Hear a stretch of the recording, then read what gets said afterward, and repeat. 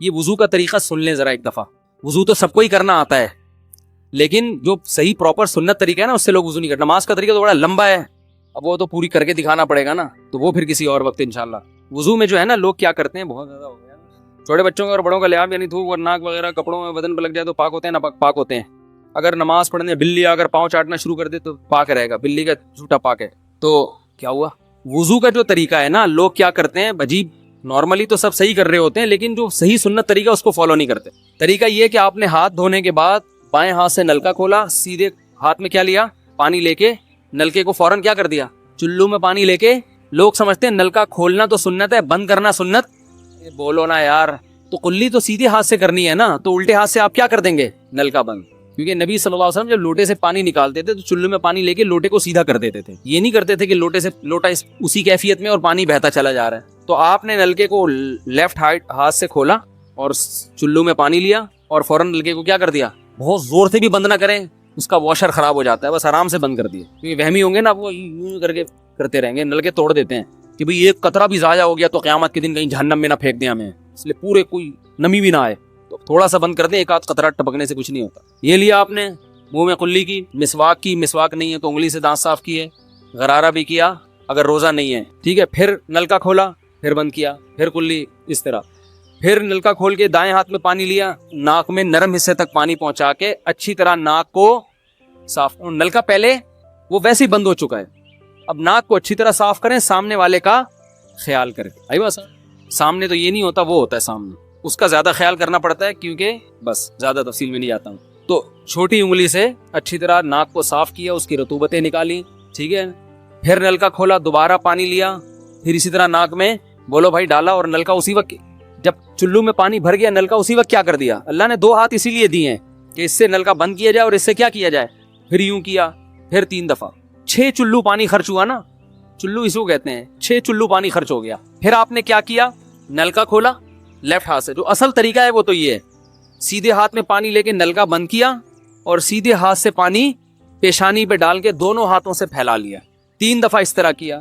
اس پہ عمل نہیں ہوتا تو پھر اتنا کر لو کہ دونوں ہاتھوں پہ کیا لے لو, نلکا کھول کے پانی لے کے پیشانی پہ ڈالو اور فوراً نلکا کیا کر دو, بند کر دو, اور پھر ہاتھوں سے اچھی طرح اس کو ملو. سمجھ میں نہیں آ رہی بات؟ تو یہ عمل کتنی دفعہ کیا, نلکا ہر دفعہ میں بند ہو رہا ہے. ہمارے یہاں جس ٹائم پہ نلکا کھلتا ہے تو جب تک وضو مکمل نہیں ہو جاتا بند ہونے کا نام نہیں لیتا. 3 دفعہ آپ نے منہ اچھی طرح دھو لیا. داڑھی ہے تو اس میں کیا کر لیا, بڑی داڑھی ہے, میری داڑھی ایسی, میں تو چلو سے پوری داڑھی دھو لیتا ہوں, چھوٹی سی داڑھی ہے, تو داڑھی میں خلال کر لیا آپ نے. اس کے بعد آپ نے بازو کیسے دھونے ہیں, بازو دھونے کا بھی یہ طریقہ ہے. لیفٹ ہاتھ سے چلو میں پانی لیا, جب سیدھے ہاتھ میں پانی آئے گا تو یوں کیا. قرآن میں کیا ہے کہ قمتم للصلاۃ فاغسلوا وجوہکم وایدیکم الی المرافق, اپنے ہاتھوں کو کوہنیوں تک دھو. پتہ ہے دھونے کا عمل ہاتھ سے شروع ہوگا, ختم کہاں ہوگا, پانی یوں نہیں بہانا, اس طرح بہانا ہے پانی, یہاں سے یوں جائے. اور اس میں فائدہ یہ ہوتا ہے کہ بالوں کا جو رخ ہے نا نیچے کی طرف ہوتا ہے, جب پانی اپوزٹ سائڈ میں جاتا ہے تو اسکن اچھی طرح گیلی ہو جاتی ہے. سمجھ رہے ہو؟ تو آپ نے یوں لیا اور ہاتھ سے اچھی طرح ملا. اس ملنے پہ زیادہ زور لگانا ہے, ہم پانی پہ زیادہ زور لگا رہے ہیں. پھر یہ بھی ہو سکتا ہے کہ دونوں ہاتھوں سے لو, دونوں ہاتھوں سے نلکا کھول کے دونوں ہاتھوں سے پانی لے کے, کیونکہ اس میں زیادہ پانی آ جاتا ہے, تو پانی لے کے آپ نے لیفٹ ہاتھ کو بھی یوں کیا نا, تاکہ یہ پانی بھی ادھر ٹرانسفر ہو اور یوں چلا جائے. اس طرح سے آپ نے دوسری دفعہ دھو لیا اور نلکا کیا کر دیا, بند. پھر تیسری دفعہ بھی ایسا ہی کیا. یہ جو ہوتا ہے نا یوں کر کے رگڑے لگا رہے ہیں نلکے کے نیچے, ایسے یہ نہیں ہوتا, یہ سنت طریقہ نہیں ہے. نبی جس برتن سے وضو کرتے تھے تو اس طرح چلو میں پانی لے کے اس طرح وضو کیا کرتے تھے, غسل اسی طرح ہو جاتا تھا. تو اب پھر لیفٹ میں بھی ایسے ہی ہے, لیفٹ میں پانی ڈالا اور سیدھے ہاتھ سے سہارا لے کے کیا کیا, دونوں ہاتھوں کا پانی ادھر آ جائے گا. ایک دفعہ دھل گیا, اچھی طرح مسئلے کونیوں تک پہنچ جاتا ہے, اور پریکٹس کے بعد تو بہت اچھا ہو جاتا ہے. اس کے بعد آپ نے کیا کیا, سر کے بالوں کا مسا. سر کے بالوں میں جو یہ طریقہ کچھ بھی نہیں ہے, کہیں بھی ثابت نہیں ہے. سیدھا آپ نے ہاتھ گیلے کیے, پیچھے لے گئے. ایک حدیث میں صرف یہاں تک آتا ہے, ایک حدیث میں واپس لانا بھی. تو دونوں طریقے ہیں مسا کے, صرف پیچھے لے جاؤ یا پیچھے لے جا کے پورے سر پہ ایسے ہاتھ پھیر لیا, کیا ہو گیا سر کا مسا. پھر انگلیوں کا, کانوں کا, الاذنان من الراس, حدیث میں آتا ہے کان کس میں سے ہیں, سر میں سے. کیا مطلب, اس کے لیے نیا پانی لینے کی ضرورت نہیں ہے. کان کا مسا کیا اور کانوں کی لو کا مسا. گردن کا مسا بہت اختلاف ہے اس میں, احناف کے ہاں سنت, احناف بھی نہیں کہتے, افضل ہے, بہتر ہے.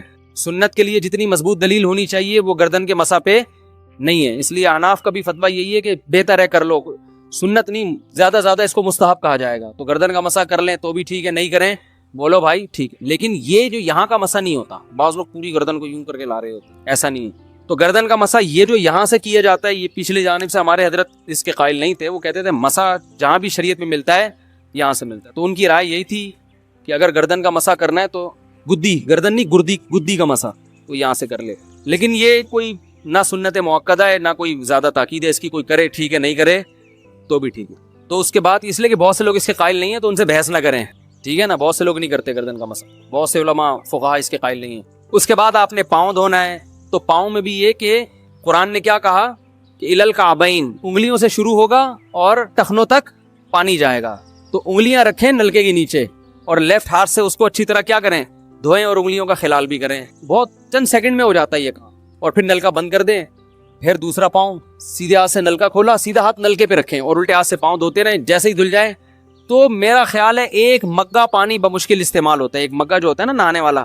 لیکن آج اگر جو لوگ وضو کر رہے ہیں نا, ان کا پانی اگر آپ دیکھ لو تو بالٹیوں کی بالٹیاں خرچ کر رہے ہوتے ہیں. اور معذرت کے ساتھ کم بختوں کا وضو پھر بھی نہیں ہوتا, پھر بھی ان کو شک ہوتا ہے کہیں کوئی جگہ خشک نہ رہ گئی. تو وہمی نہ بنے, اس طریقے سے وضو کریں, یہ سنت طریقہ ہے. اور قرآن میں بیان بھی یہی کیا کہ یہاں سے شروع کرو یہاں تک لے کے جاؤ.